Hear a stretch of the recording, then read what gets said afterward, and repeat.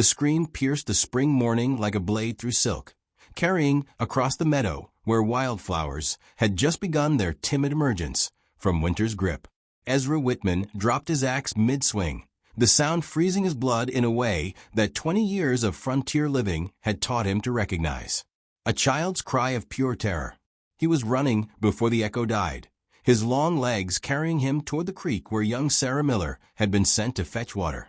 The girl's pail lay overturned in the mud, clear stream water mixing with darker stains that made his stomach clench. Boot prints, too many of them, leading toward the tree line where the spring shadows still held winter's chill. Sarah. His voice boomed across the clearing, but only silence answered back. Ezra's weathered hands found the tracks easily enough. 3 horses, heavily loaded, heading north toward the badlands. One set of smaller prints pressed deep into the soft earth, as if someone had been dragged. His jaw tightened as he studied the sign, noting the particular way one horse favored its left front hoof, a detail that might matter later, if the Lord granted him the chance to track these men down. The sound of approaching hoofbeats made him straighten. Tom Miller came thundering across the meadow on his bay gelding, his face white as church linen beneath his sun-weathered hat. Behind him rode 3 other men from the community. Bill Henry, whose farm bordered Tom's to the west, young Jack Morrison, who'd only been in Cedar Falls since the previous autumn, and old Pete Carver, whose gnarled hands still held steady enough to work leather despite his 70 years. Ezra, have you seen? Tom's words died as he took in the overturned pail, the churned mud, his neighbor's grim expression. They took her north, Ezra said simply, his voice carrying the calm authority that had made him the man folks turned to in times of trouble. 3 riders, maybe an hour's head start. 1 horse with a split hoof. Tom Miller slid from his saddle, his legs nearly buckling. Bill Henry caught his arm, steadying him with the practiced ease of a man who'd raised 6 children of his own. Who would take a little girl? Tom's voice cracked. Sarah never hurt nobody. She's just 8 years old, for the love of... Easy, Tom. Ezra placed a steady hand on the younger man's shoulder. Fear won't bring her back, but clear thinking might. Tell me, you have any debts outstanding? Any disputes over land or water rights? The other men exchanged glances. In a community as tight as Cedar Falls, everyone knew everyone else's business. But there were still secrets that men kept close to their vests. Pete Carver spat into the dust, his weathered face grim. This ain't about land disputes, Ezra. This smells like the kind of trouble that follows a man from his past. What are you saying, Pete? Jack Morrison's young voice carried the nervous energy of a man still learning frontier ways. I'm saying that decent folks don't usually get their children stolen unless someone's got a powerful reason for wanting to hurt them.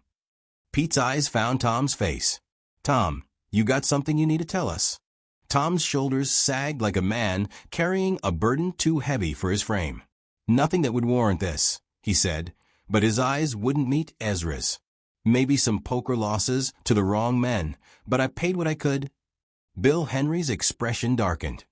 How much, Tom? And to who? $200. The words came out as a whisper. To Marcus Delaney. The name hit the gathered men like a physical blow. Pete Carver's face went pale despite his deep tan, and Jack Morrison's hand instinctively moved toward the pistol at his hip. Bill Henry just shook his head slowly, as if he'd been expecting bad news but hoping to be wrong. But it was Ezra's reaction that would have surprised the most if they'd been watching carefully. For just a moment, his carefully maintained composure slipped, revealing something harder underneath. Something that recognized the name Marcus Delaney for reasons that had nothing to do with local gambling debts. I know Delaney, Ezra said carefully, his voice betraying none of the memories that name stirred up. This is his way of collecting. He'll keep Sarah safe long enough to get his money, but after that, he let the implication hang in the air like gun smoke. Tom's knees finally gave out, and he sank to the muddy ground beside his daughter's overturned pail. I don't have $200. The farm barely keeps us fed, and with Mary expecting another baby. He looked up at the circle of men with desperate eyes. What am I supposed to do? We could take up a collection, Bill Henry offered, though his tone suggested he knew it wouldn't be enough. Pool our resources, see what we can scrape together. Delaney won't wait for us to pass the hat, Pete Carver said grimly. He's got that child, and every hour that passes makes things worse for her. Ezra was already moving toward his cabin, his mind calculating distances, supplies, and the weapons he'd need.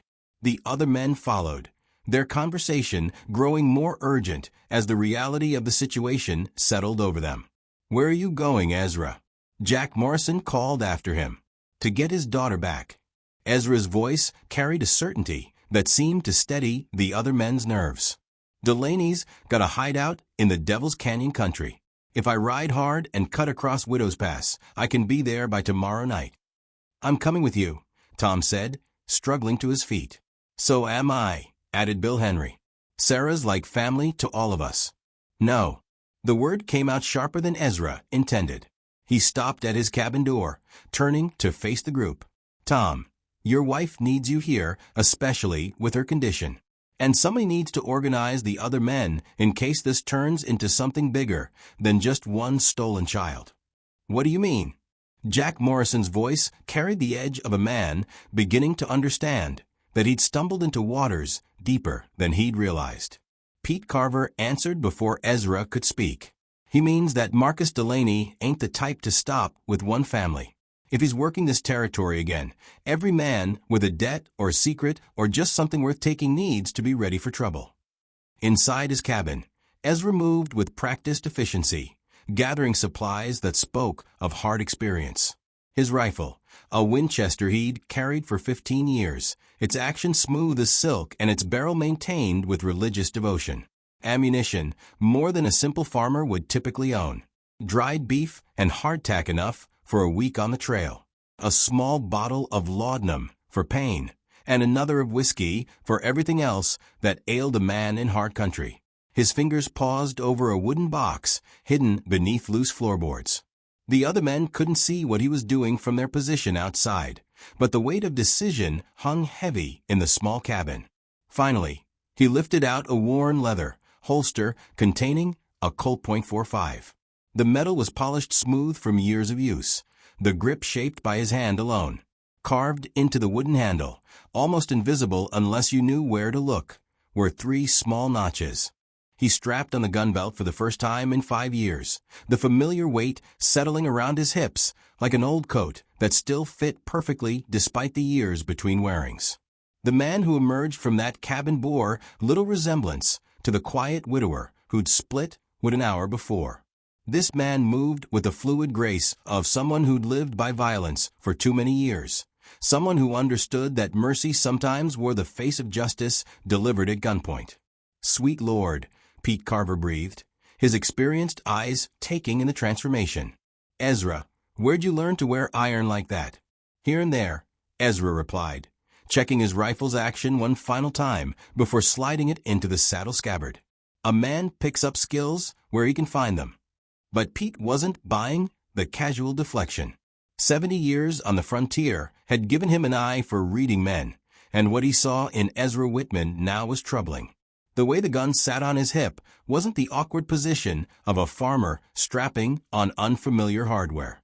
This was the practiced comfort of a man who'd lived with violence as a constant companion. "Ezra," Pete said carefully, "before you ride out after Delaney, maybe you ought to tell us what we're really dealing with here." The question hung in the spring air like smoke from a distant fire.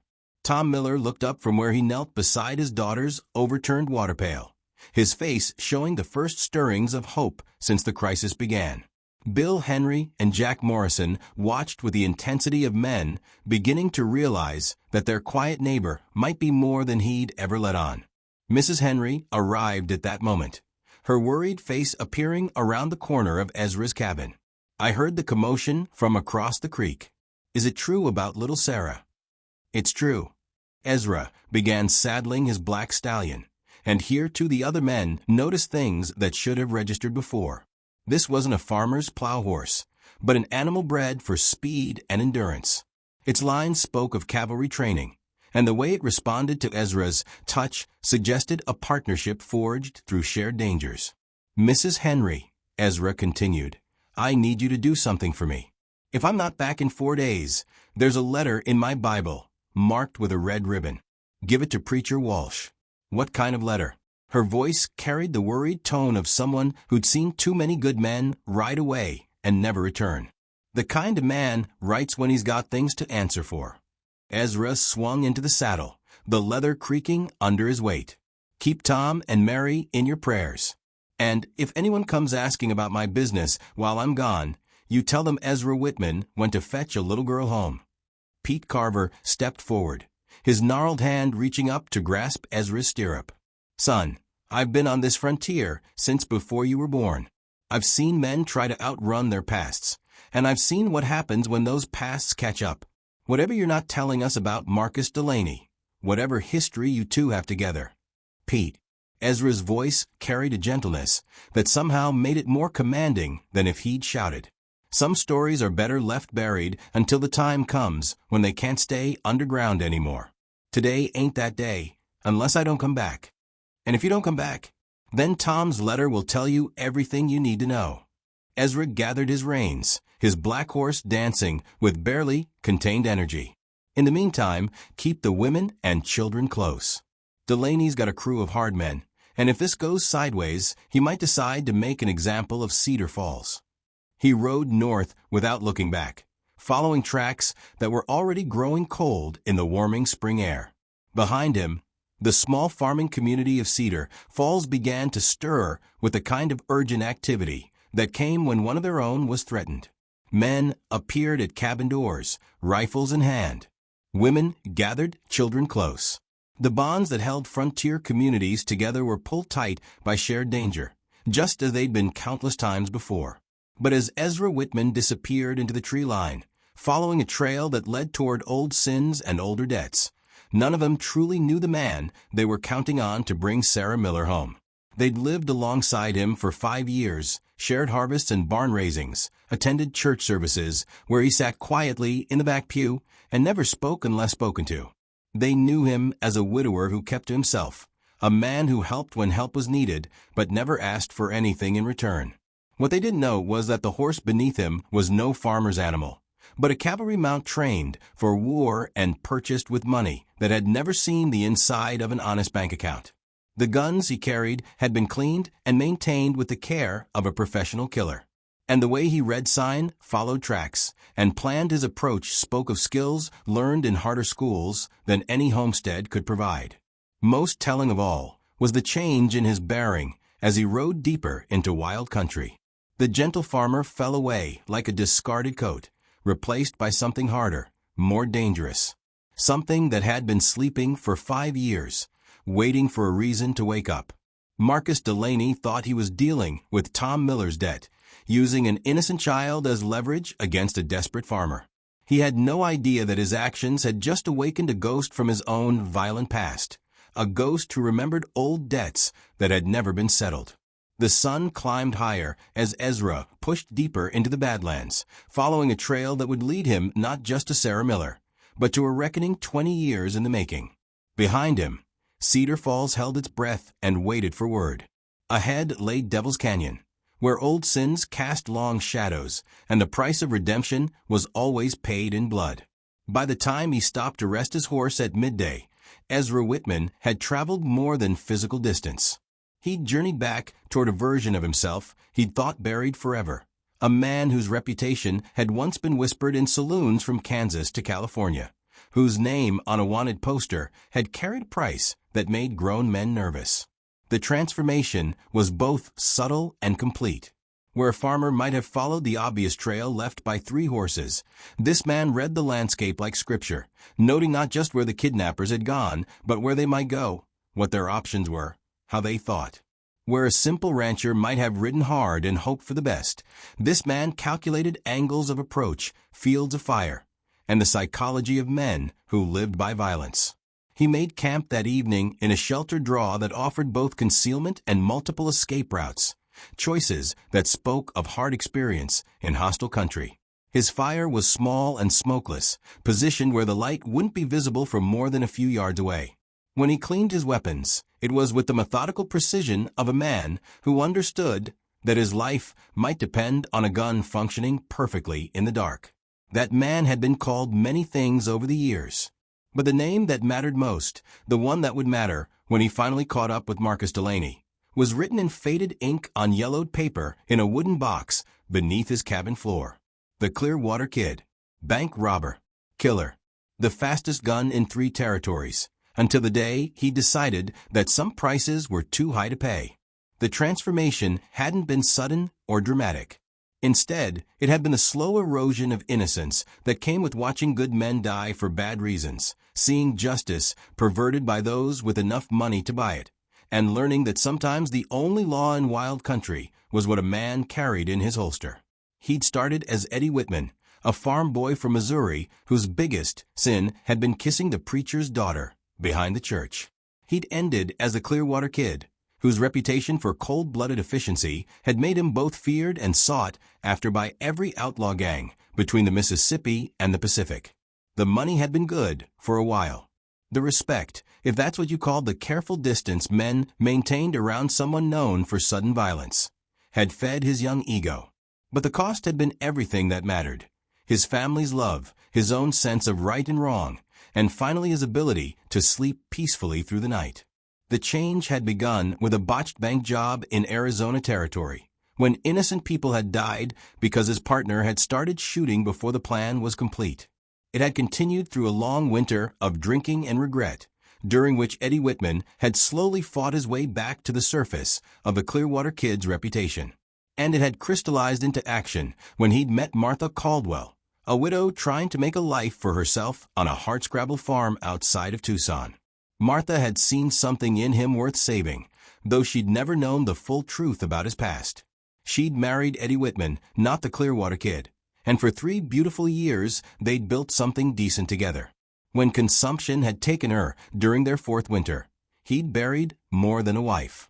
He'd buried the last connection to the man he'd been trying to become. For a year after Martha's death, he'd wandered aimlessly, working odd jobs and trying to decide whether to go back to his old life or find some new way to exist in a world that seemed determined to grind good people into dust. The decision had been made for him when he'd stumbled into Cedar Falls during a particularly harsh spring storm, more dead than alive from exhaustion and grief. The community had taken him in without questions, fed him, nursed him back to health, and offered him the chance to buy a small farm from a widow whose husband had died in a riding accident. He'd paid cash, money from his last bank job, invested carefully over the years, and set about becoming the man Martha had believed he could be. For 5 years it had worked. He'd attended church services, helped neighbors with their harvests, and slowly built a reputation as a decent man who kept to himself but could be counted on in times of trouble. The guns had stayed hidden beneath loose floorboards.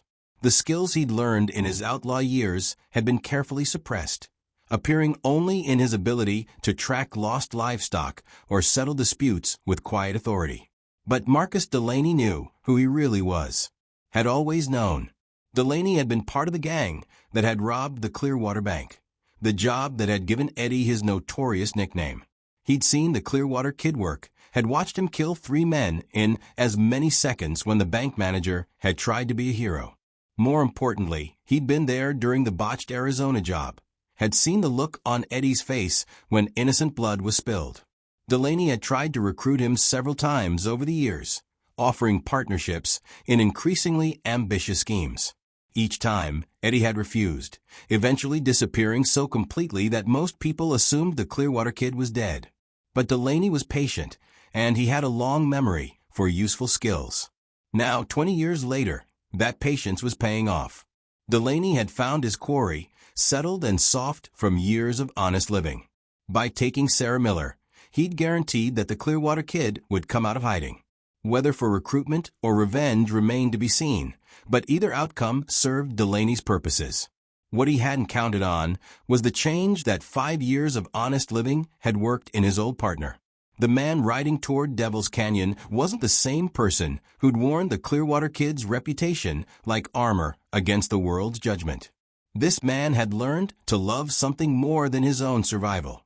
He'd discovered what it meant to be part of a community, to have people depend on him for reasons that had nothing to do with his skill with a gun. The Clearwater Kid had been dangerous because he'd had nothing to lose.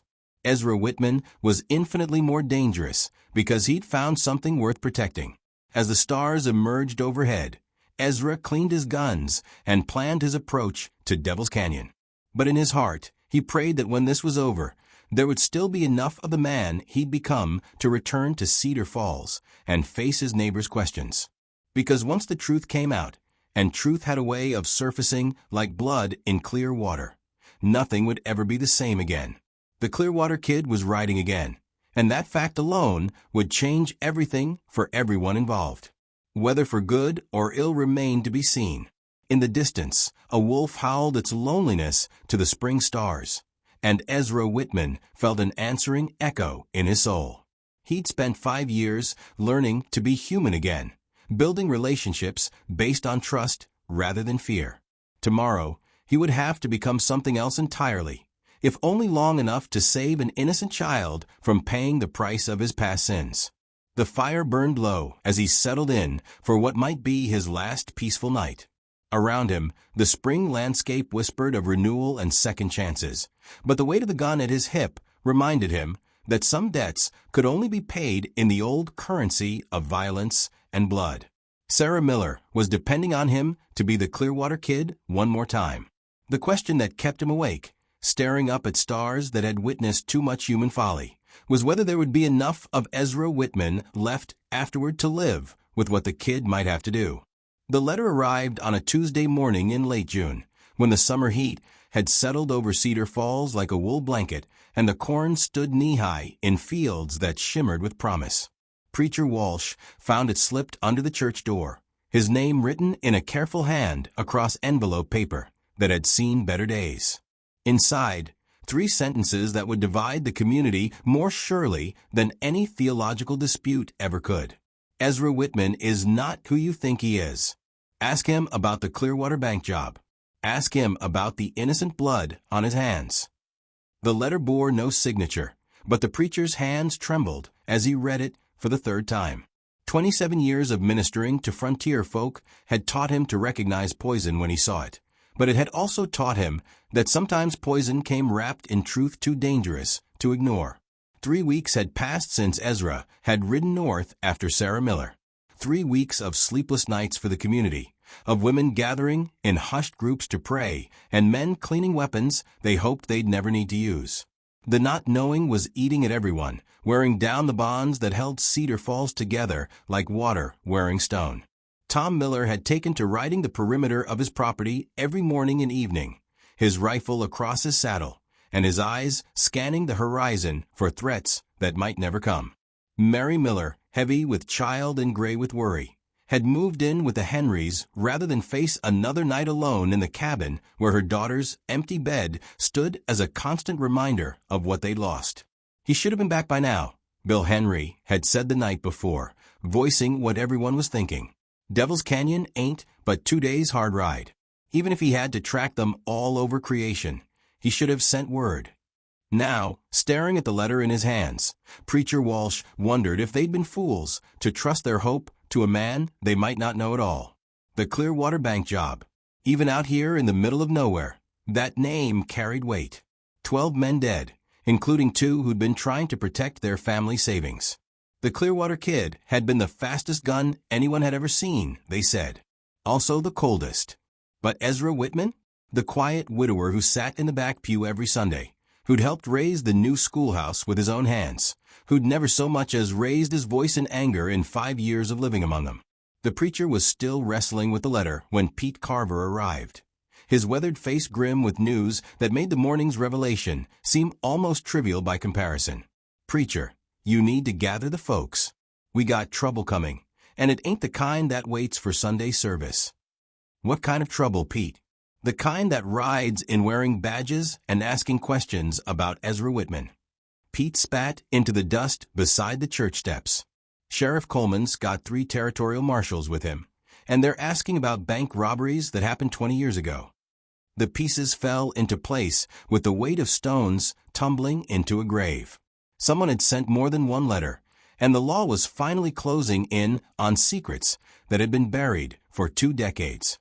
The preacher felt the foundations of his faith in human nature shift beneath him like ground giving way in an earthquake. How long before they get here? Hour, maybe two. They stopped in Millerville to water their horses and ask more questions. Pete's eyes found the letter in the preacher's hands. Looks like you got some reading material that might be relevant to our situation. Preacher Walsh handed over the letter without a word. Pete read it twice, his expression growing darker with each line. When he finished, he looked up at the preacher with eyes that had seen too much of human nature to be surprised by anything, but could still be disappointed. Well, Pete said finally, I reckon we're about to find out what kind of man we've been calling neighbor for the past 5 years. By noon, word had spread through Cedar Falls like wildfire through dry grass. The territorial marshals had arrived with warrants and questions, setting up their headquarters in the trading post while they questioned anyone who'd had dealings with Ezra Whitman. The community split along lines that had been invisible until that morning, revealing fractures that ran deeper than anyone had imagined. Bill Henry stood with the marshals, his face set in the hard lines of a man who felt betrayed. If he's been lying to us about who he is, what else has he been lying about? My wife bakes him pies, for Christ's sake. My children play in his yard. Watch your language in the Lord's house, Preacher Walsh cautioned, but his heart wasn't in the rebuke. His own faith was shaken by the revelation that he'd been offering communion to a man whose hands might be stained with innocent blood. Tom Miller sat in the corner of the trading post, his shoulders shaking with grief and rage. My daughter is out there somewhere, maybe dead, and we trusted her rescue to a killer. What kind of fools are we? But not everyone was ready to condemn Ezra based on letters and old warrants. Mrs. Henry, her gray hair pulled back in a severe bun that couldn't quite hide the softness in her eyes, faced down the marshals with the courage that only a woman who'd buried 3 children could muster. I don't care what he did 20 years ago, she declared, her voice carrying across the trading post like a challenge. I care about what he's done since he's been here. And what he's done is help every family in this community, ask for nothing in return, and ride out alone to save a little girl when no one else was willing to face the danger. Ma'am, said Marshal Thompson, a lean man with kind eyes and an iron jaw, I understand your loyalty to your neighbor. But the Clearwater Kid was responsible for 12 deaths during his career as a bank robber. If your friend Ezra Whitman is the same man, then he's also the man who sat up 3 nights straight with my grandson when the fever almost took him, Mrs. Henry interrupted. He's the man who helped deliver my neighbor's baby when the midwife couldn't get through the storm. He's the man who gave Tom Miller money for seed corn last spring and never asked for it back. Marshal Thompson's expression softened slightly, but his duty remained unchanged. Mrs. Henry, I've been chasing outlaws for 15 years. And I've learned that a man can do good deeds and still have blood on his hands. The law doesn't forgive past crimes just because a man learns to live peacefully. Maybe the law don't, said a new voice from the doorway, but the Lord does. Everyone turned to see young Jack Morrison standing in the entrance to the trading post, his hat in his hands and his face flushed with nervous determination. At 22, he was the youngest adult in Cedar Falls, and his opinion carried the weight of someone still learning the difference between justice and mercy. Jack, Preacher Walsh said gently, this is a complex situation. We can't just... No, Preacher, it ain't complex at all. Jack stepped into the room, his voice gaining strength as he spoke. Either we judge a man by what he's done since we've known him, or we judge him by what someone says he did before we met him. Either Ezra Whitman is the man who's been our neighbor for 5 years, or he's a stranger wearing Ezra's face. Marshal Thompson studied the young man with professional interest. And which do you think he is, son? I think he's both, Jack said simply. I think he was the Clearwater Kid, and I think he's Ezra Whitman too. And I think maybe that's the whole point. The silence that followed Jack's words was broken by the sound of approaching horses. Through the trading post windows, they could see a dust cloud on the southern horizon, riders coming fast from the direction of Devil's Canyon. Pete Carver was the first to reach the window, his experienced eyes counting horses and reading the urgency in their approach. 3 riders, he announced. One of them's riding double. The tension in the room shifted, fear replacing anger, as everyone realized that their debate about Ezra's past might be about to become irrelevant. If he was coming back, and if he had Sarah with him, then maybe the question of who he used to be mattered less than who he was right now. Tom Miller was out the door first, followed by the rest of the community and the territorial marshals. They lined the main street of Cedar Falls like spectators at a parade, but the mood was anything but celebratory. Too much had been revealed. Too many secrets had been dragged into the light for anyone to feel comfortable about what was coming. The riders materialized out of the heat shimmer like ghosts becoming solid. And as they drew closer, details became visible that made some people gasp and others step back involuntarily. The lead rider was indeed Ezra Whitman, but the man on that black horse bore little resemblance to the quiet farmer who'd left 3 weeks earlier. This man sat his saddle with the easy confidence of someone who'd lived his entire life in violent country. His clothes were trail-stained and torn, his face marked by new scars that spoke of recent combat. The gun on his hip was no longer hidden beneath farmers' clothing, but worn openly, positioned for a fast draw. Most tellingly, his eyes held the cold assessment of a professional killer surveying potential threats. Behind him rode Sarah Miller, very much alive and apparently unharmed, her small arms wrapped around the waist of a grizzled man who looked like he'd been through a war. The third horse carried 2 bodies draped over the saddle, their faces covered, but their expensive boots and gun belts marking them as men who'd lived by violence and died by it. The group stopped in the center of town, and for a long moment, nobody spoke. Sarah slipped down from the horse and ran toward her father, but even her joyful reunion couldn't dispel the tension that crackled between Ezra and the marshals who'd come to arrest him. Sarah. Tom Miller caught his daughter in his arms, tears streaming down his face as he held her close. "Baby, are you hurt? Did they?" "I'm fine, Papa," Sarah said, her voice small but steady. "Mr. Ezra saved me. And Mr. Briggs helped." She gestured toward the grizzled rider, who touched his hat brim in acknowledgement. Marshal Thompson stepped forward, his hand resting on his gun, but not yet drawing. "Ezra Whitman, I'm Marshal Thompson, Territorial Authority. I have warrants for your arrest in connection with bank robberies committed between 1871 and 1876. "I figured you might," Ezra replied, his voice carrying the same calm authority it always had, but with an edge of steel that hadn't been there before. "Mind if I see to my horse first? He's carried me a long way." "I'm afraid that's not possible. You need to surrender your weapons and come with us."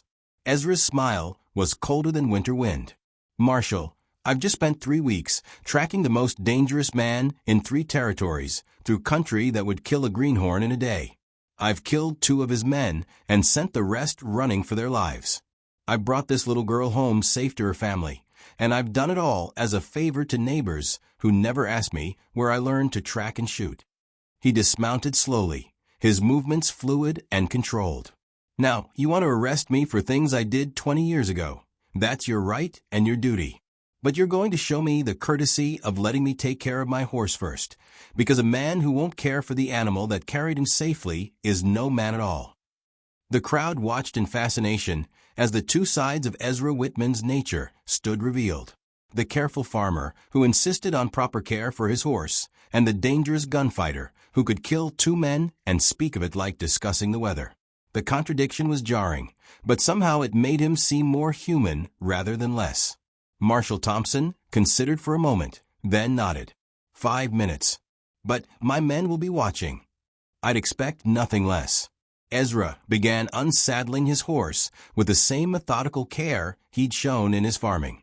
"Pete, would you mind taking him to the livery? He's earned good feed and a rub-down." "Course, son." Pete Carver stepped forward to take the reins, but his eyes held questions that went beyond simple care for livestock. "Ezra, we need to talk about some things that have come to light while you were gone." "I imagine you do."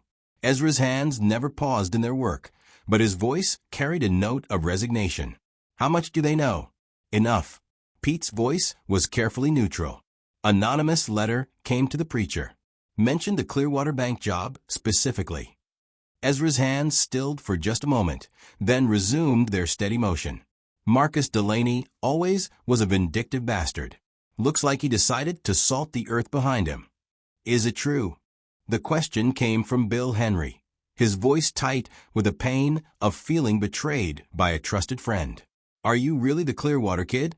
Ezra finished with his horse and handed the reins to Pete before turning to face the assembled community. In that moment, the last pretense fell away completely. The quiet farmer was gone, replaced by a man who'd learned to face hard truths without flinching. Yes, he said simply.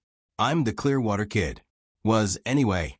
Been trying to be someone else for the past 5 years, but I reckon that particular grave won't stay dug. The admission hit the crowd like a physical blow. Some people stepped back, others moved protectively in front of their children. But Tom Miller stepped forward, his daughter still in his arms. I don't care who you used to be, he said, his voice choked with emotion.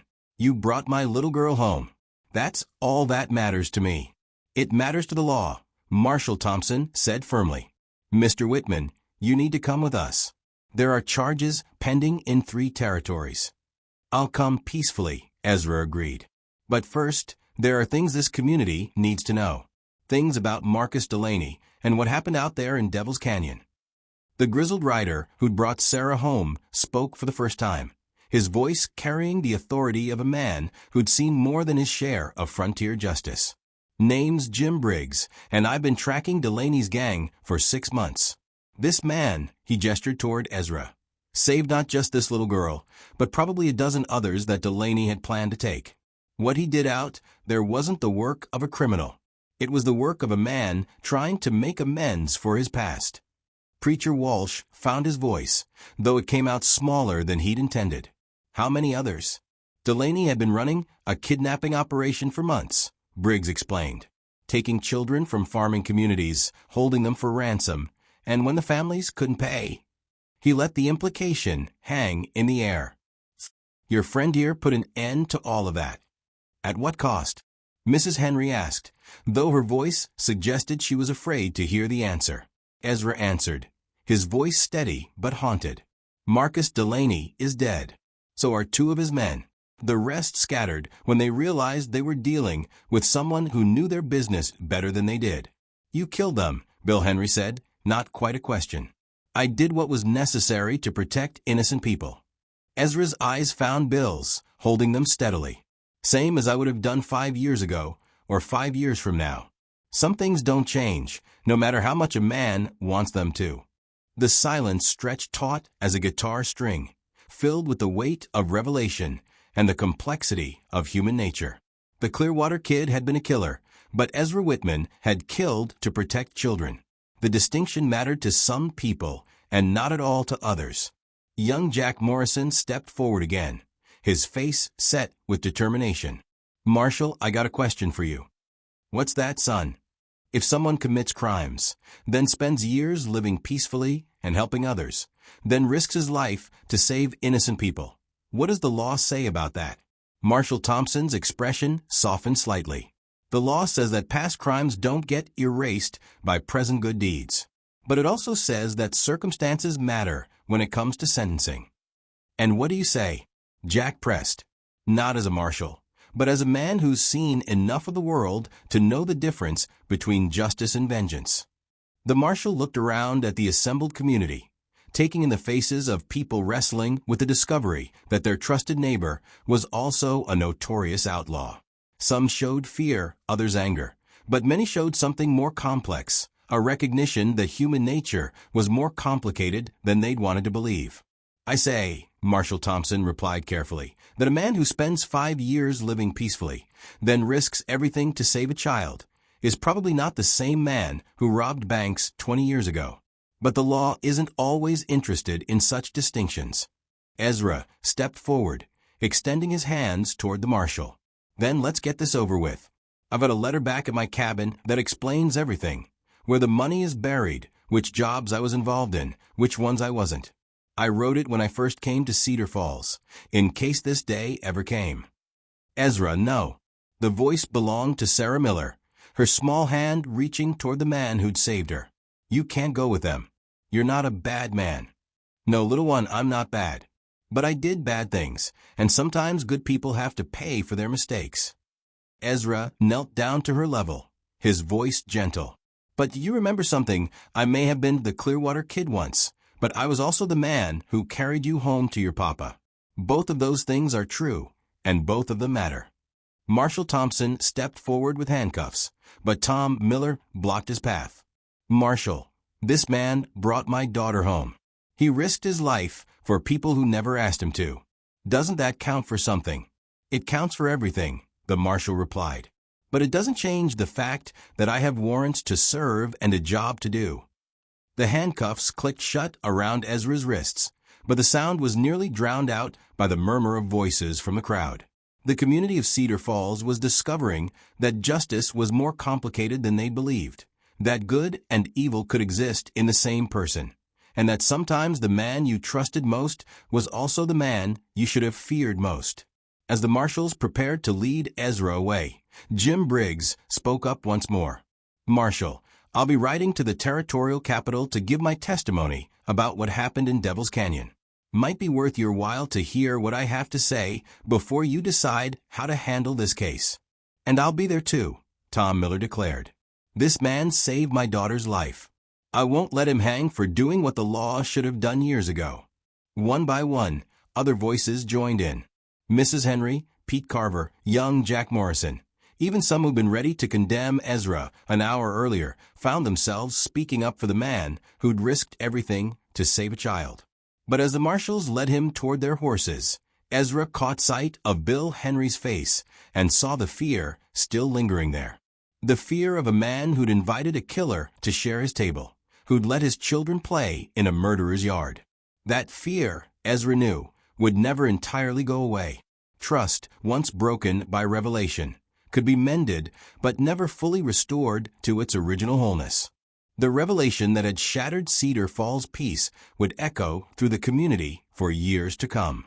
Some would remember only that they'd harbored a notorious outlaw in their midst. Others would remember that the same man had sacrificed everything to save an innocent child. But as Ezra Whitman, the Clearwater Kid, rode away in chains, the summer sun beat down on a community that had learned the hardest lesson of frontier life, that good and evil rarely came in pure forms, and that sometimes the most dangerous man in town was also the one you could trust most completely when everything else fell apart. The truth had set them free, just as Scripture promised. But it had also cost them the comfortable illusion that they truly knew their neighbors, and that peace, once found, could be trusted to last forever. The trial was set for the first Tuesday of December, when the winter winds would be howling across the territorial capital, and decent folks would be huddled around their fires rather than standing in courthouse squares demanding justice. Marshall Thompson had explained it as a matter of scheduling, but everyone knew the real reason. The case of the Clearwater Kid had drawn attention from newspapers as far east as Chicago, and the territorial governor wanted the circus atmosphere to die down before putting Ezra Whitman before a jury.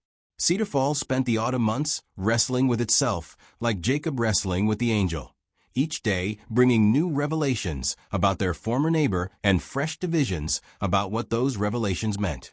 The letter Ezra had left in his Bible proved to be everything he'd promised, a complete confession that detailed every bank robbery, every death, and every dollar stolen during his years as the Clearwater Kid. But it also contained something no one had expected, a detailed accounting of how he'd spent the past 5 years trying to make amends. The anonymous gifts that had helped families through hard winters, Ezra's money. The mysterious benefactor who'd paid for the new schoolhouse bell, Ezra again. The stranger who'd left money at the church for the widow Morrison's medical bills, always Ezra, using the stolen gold he'd buried in the hills above town to quietly repair what damage he could. He's been trying to give it all back, Preacher Walsh had explained to the congregation on the Sunday after the revelation. Every dollar he stole, he's been returning to folks who needed it, even if they never knew where it came from. But good intentions couldn't resurrect the dead, and Bob Henry, Bill's younger brother, had been one of the men killed during the Clearwater bank robbery. That fact hung over the community like a storm cloud, dividing families and turning neighbors into strangers.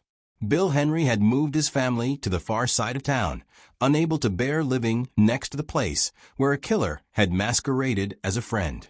The first snow came early that year, blanketing Cedar Falls in white that seemed to muffle more than just sound. Conversations became whispered affairs, and the easy camaraderie that had once characterized the community gave way to careful politeness and strained silences. Some folks, led by Mrs. Henry and Tom Miller, organized a defense fund for Ezra's trial, collecting money and character witnesses. Others, following Bill Henry's lead, wanted nothing more than to forget they'd ever known the man who deceived them so completely. Young Jack Morrison found himself caught in the middle, his idealism battered by the complexity of adult morality. He'd spoken up for Ezra in the heat of the moment, but the long autumn months had given him time to think about what it meant to defend a man who'd killed his neighbor's brother. The weight of that knowledge sat heavy on his shoulders as he helped Pete Carver prepare for the journey to the territorial capital. "You still think he deserves defending?" Pete asked one gray November morning as they loaded supplies for the trip. At 70 years old, Pete was too old for long rides in winter weather, but he'd insisted on making the journey to testify on Ezra's behalf. "I think he deserves the truth," Jack replied, though his voice lacked the certainty it had carried during the summer. "Whatever that truth turns out to be." The truth, as it happened, was more complicated than anyone had imagined. Jim Briggs, the bounty hunter who'd helped rescue Sarah Miller, had spent the intervening months tracking down every member of Marcus Delaney's gang. What he discovered painted a picture of systematic terror that stretched across 3 territories and involved the kidnapping and murder of more than 20 children over the course of 2 years. Delaney wasn't just collecting gambling debts, Briggs explained to the assembled community on the last Sunday before the trial. He was running a business built on terror, taking children from families who could never pay the ransoms he demanded, then selling them to the highest bidder when the money didn't come. The revelation sent shockwaves through Cedar Falls. Sarah Miller hadn't just been grabbed to settle her father's debt. She'd been marked for sale to men who would have used her in ways too horrible to contemplate. The knowledge changed everything and nothing, adding weight to Ezra's actions while doing little to ease the moral complexity of his past. "He saved my baby," Mary Miller said, her voice breaking as she held her newborn son, born just a week after Sarah's rescue. "Whatever else he did, whatever sins he's carrying, he brought my little girl home to me." But Bill Henry's pain ran deeper than gratitude could heal. "He killed my brother," he said simply. Bob was 22 years old, just trying to protect his family's money. He died because a man calling himself the Clearwater Kid decided that Bank Vault was worth more than Bob's life. The two truths existed side by side like parallel rails, never quite meeting, but both undeniably real. Ezra Whitman had saved Sarah Miller, but the Clearwater Kid had killed Bob Henry. The same hands that had gently delivered Mrs. Henry's grandson had pulled the trigger that ended a young man's life 20 years earlier. On the Monday before the trial, a blizzard swept across the territory with the fury of divine judgment, trapping travelers and forcing everyone to hunker down for what old-timers predicted would be the worst storm in a decade. The irony wasn't lost on anyone. Just as Ezra Whitman's fate was about to be decided, nature had provided one final test of the community's resolve. The storm hit Cedar Falls just as the delegation was preparing to leave for the territorial capital. Pete Carver, Tom Miller, Mrs. Henry, Preacher Walsh, and young Jack Morrison had planned to make the journey together, carrying with them the character testimonies and evidence of Ezra's good works.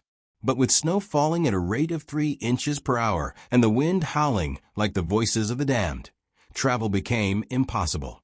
"We'll never make it through Widow's Pass in this weather," Pete said, his weathered face grim as he studied the storm from the relative safety of the trading post. "And even if we could, the roads between here and the capital will be impassable for days." The realization hit the group like a physical blow. Without their testimony, Ezra would face trial with only his confession and the evidence of his crimes. The good he'd done, the lives he'd saved, the quiet redemption he'd been working toward for 5 years. None of it would reach the courtroom where his fate would be decided. "There has to be something we can do," Tom Miller said desperately. We can't just let him hang because of bad weather. But even as they discussed impossible alternatives, riding through blizzard conditions that would likely kill them all, trying to get word to sympathetic officials in the capital, appealing for a postponement, they all knew the truth. The storm had made their choice for them, just as surely as if God himself had weighed their community's divided loyalties and found them wanting. It was young Jack Morrison who finally voiced what they were all thinking. "Maybe this is how it's supposed to be," he said quietly. "Maybe Ezra's got to face this alone, without us there to speak for him.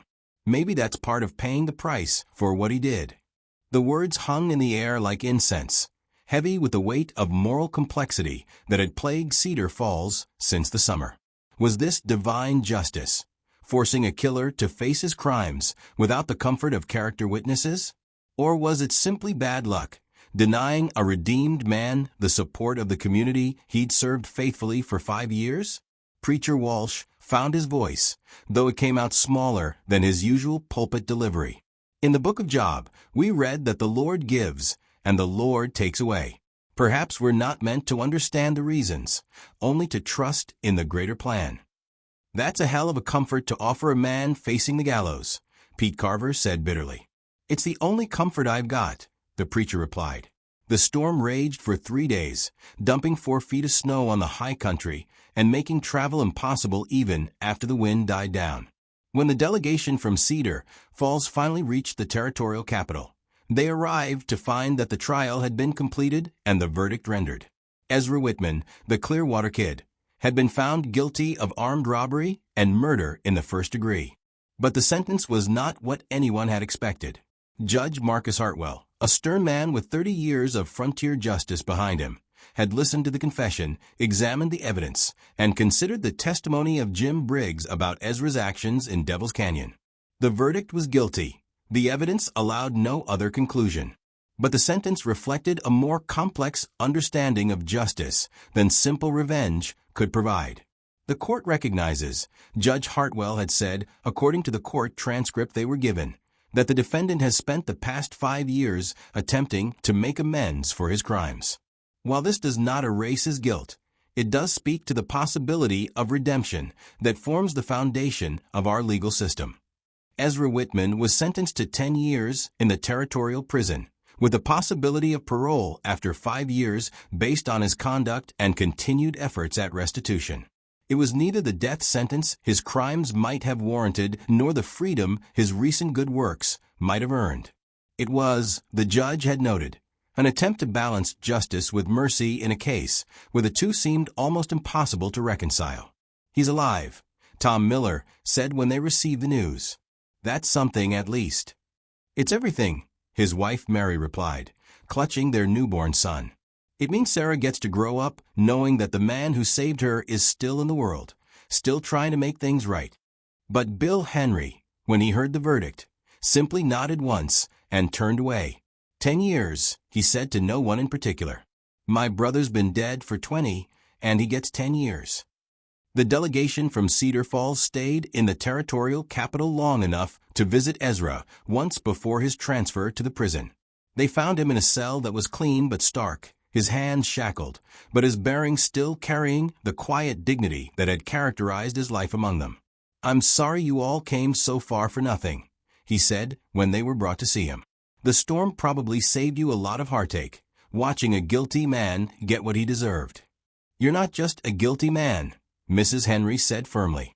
"You're our neighbor, and you saved our Sarah, and whatever else you might be, you're not nothing." Ezra's eyes found each of their faces in turn, reading the complex mixture of emotions there. Loyalty and disappointment, forgiveness and judgment, love and fear all tangled together in ways that defied easy sorting. "I need you all to know something," he said quietly. "These past 5 years in Cedar Falls have been the best of my life. Not because I was hiding from my past, but because I finally found a reason to be better than I was. You gave me that gift, whether you meant to or not." "What happens now?" young Jack Morrison asked. "Now I pay my debts," Ezra replied simply. "All of them, in whatever currency the Lord decides is appropriate." Preacher Walsh stepped forward, his voice carrying the weight of a man who'd wrestled with questions of justice and mercy and found no easy answers. Ezra, I want you to know that your confession will be put to good use. The money you indicated, we'll see that it gets to the families who were hurt by your past actions. And the good you've done in Cedar Falls won't be forgotten. The good won't balance the bad, Ezra said. But maybe it'll be enough to keep the scales from tipping too far toward damnation. They left him there in that clean, stark cell, carrying with them the weight of a story that had no simple moral, no easy resolution. The Clearwater Kid was going to prison, but Ezra Whitman was going with him. The same man who'd killed Bob Henry and saved Sarah Miller, who'd stolen from banks and given anonymously to widows, who'd lived 5 years as the best neighbor anyone could ask for while carrying the burden of crimes that would never be fully forgiven. The journey back to Cedar Falls took them through country transformed by winter, where the harsh landscape seemed to mirror the emotional terrain they'd been forced to navigate. Snow covered everything in white that was both beautiful and unforgiving, hiding familiar landmarks, while revealing the stark bones of the land beneath. You think we'll ever see him again? Tom Miller asked as they made camp on the second night of their return journey. If he lives through prison and gets his parole, he'll be in his 40s when he gets out, Pete Carver replied. Still young enough to start over somewhere new. Think he'll come back to Cedar Falls? The question hung in the cold air like their breath, visible for a moment before dissipating into the darkness. None of them had an answer, because none of them knew what kind of community they'd be returning to. The revelation of Ezra's identity had changed more than just their perception of one man. It had forced them to confront the complexity of human nature itself, the uncomfortable truth that good and evil could coexist in the same heart. When they finally reached home, they found Cedar Falls transformed by more than just a storm. The community had split along the lines that had been forming all autumn, with some families moving away rather than continuing to live in a place where they'd been deceived so completely. Others had drawn closer together, finding in shared uncertainty a reason to trust more deeply in the bonds that held them together. The house where Ezra had lived stood empty, its windows dark and its garden buried under snow that no one had bothered to clear. But on the kitchen table, visible through the frost-covered window, sat a small wooden cross that someone had carved and left as a memorial, or perhaps as a symbol of hope for eventual resurrection. Sarah Miller, now 9 years old and wise beyond her years, took to visiting the empty house every Sunday after church. She would stand in the snow-covered yard, looking up at the dark windows, and whisper prayers for the man who'd carried her home through dangerous country. Her parents never asked what she said during those visits, but they never stopped her from making them either. She's praying for his soul, Mary Miller explained to Mrs. Henry one Sunday afternoon. She says he's got goodness inside him that the prison can't take away. From the mouths of babes, Mrs. Henry replied, though her voice carried the weariness of someone who'd learned that faith was more complicated than she'd once believed. The seasons turned as they always did, bringing spring renewal and summer growth, autumn harvest and winter rest. Cedar Falls slowly healed from the divisions that had torn it apart, though the scars remained visible to anyone who knew where to look. Some families never spoke of Ezra Whitman again, preferring to let the memory fade like old photographs left in sunlight. Others kept his story alive, using it as a reminder that redemption was possible even for the most unlikely souls. Bill Henry eventually moved his family to a town 2 days' ride to the east, unable to bear living in a place where his brother's killer had been mourned as a friend. But before he left, he stopped by the empty house where Ezra had lived and stood for a long time in the snow-covered yard, wrestling with emotions that had no easy resolution.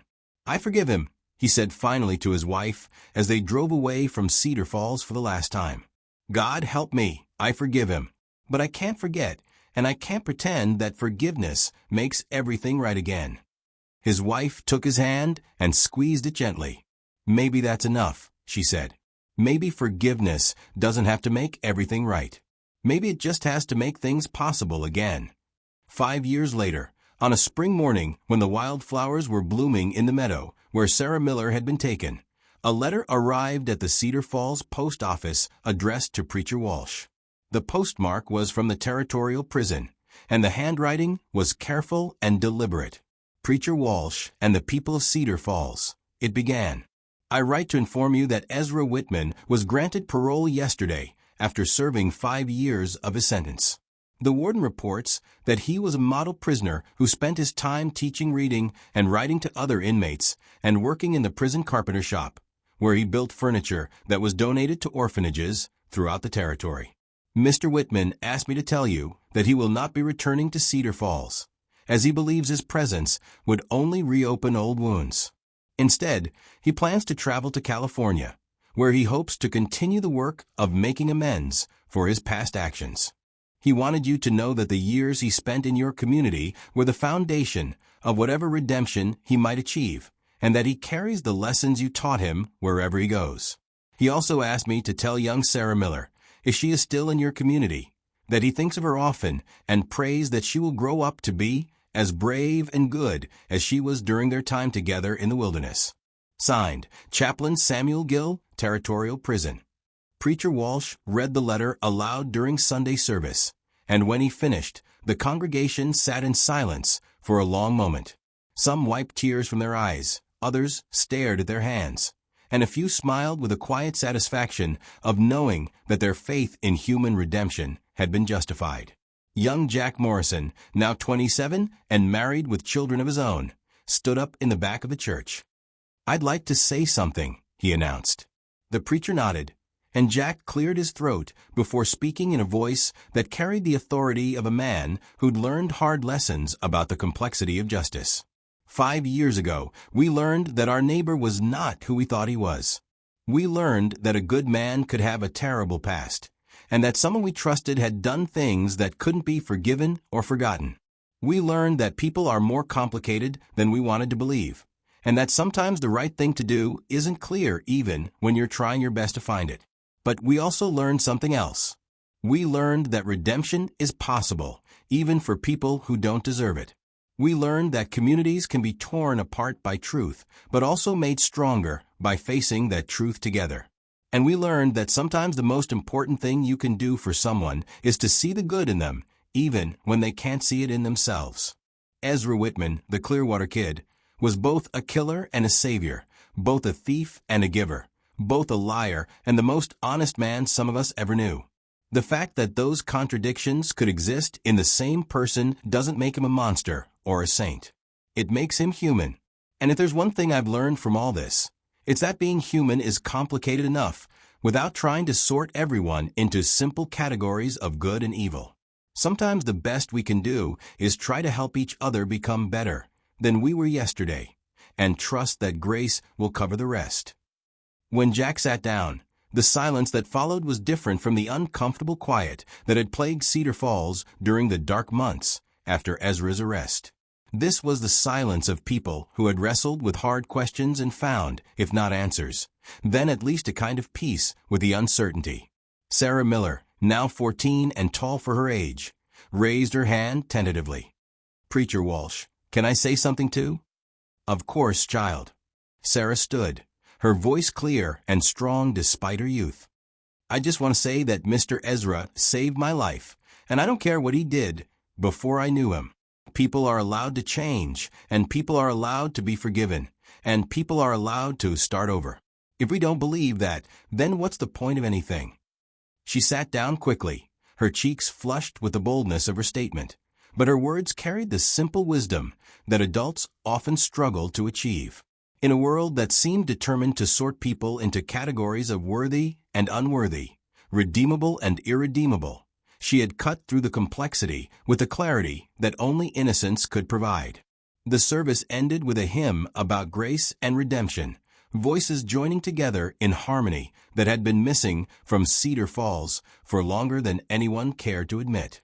As the congregation filed out into the spring sunlight, they carried with them the knowledge that they had been part of something larger than their small community, a story about the possibility of transformation, the complexity of justice, and the power of forgiveness to heal wounds that seemed too deep to mend.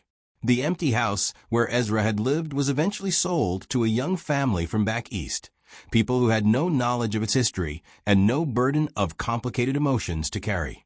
They planted a garden where Ezra's had been, raised children in the rooms where he had wrestled with his past, and slowly filled the space with new memories that had nothing to do with the Clearwater Kid or the moral questions his presence had raised. But sometimes, when the wind was right and the seasons were changing, old-timers in Cedar Falls would find themselves thinking about the man who had lived among them for 5 years, carrying secrets that could have destroyed him and a burden of guilt that had shaped every day of his attempt at honest living. They would remember the quiet farmer who helped with barn raisings and the dangerous gunfighter who had ridden into hell itself to save a child, and they would wonder how both men had managed to exist in the same skin. The story of Ezra Whitman became part of Cedar Falls mythology, passed down to children and grandchildren as a reminder that people were more complicated than they appeared, that redemption was possible even for the most unlikely candidates, and that sometimes the most important choice a community could make was how to respond when one of their own was revealed to be both more and less than they had seemed. And in a California mission, where an older man with gentle hands and sad eyes taught carpentry to orphan children, the work of redemption continued one small act of service at a time. The past could never be erased, but it could be transformed into something useful, something that helped rather than hurt, something that proved that even the worst mistakes didn't have to be the end of the story. The Clearwater Kid was gone, buried under years of honest work and genuine remorse. In his place stood a man whose name was known only to God, whose past was acknowledged but not defining, and whose future was written in the grateful smiles of children who would never know how much their teacher's presence in their lives had cost him to achieve. In the end, that was perhaps the truest measure of redemption, not the forgiveness of those who had been wronged, though that mattered, but the willingness to spend whatever remained of a life in service to those who had no reason to fear the past because they had been protected from its consequences. The seasons turned, the years passed, and grace covered what justice alone could never fully address. And somewhere in the vast complexity of human experience, the truth that had torn Cedar Falls apart and then slowly healed it again continued to echo, that people could change, that forgiveness was possible, and that sometimes the most dangerous person in your community was also the one you could trust most completely when everything else fell apart. The hidden truth had been revealed, the price had been paid, and the work of living with both the revelation and its consequences continued, one day at a time, one choice at a time, one act of grace at a time.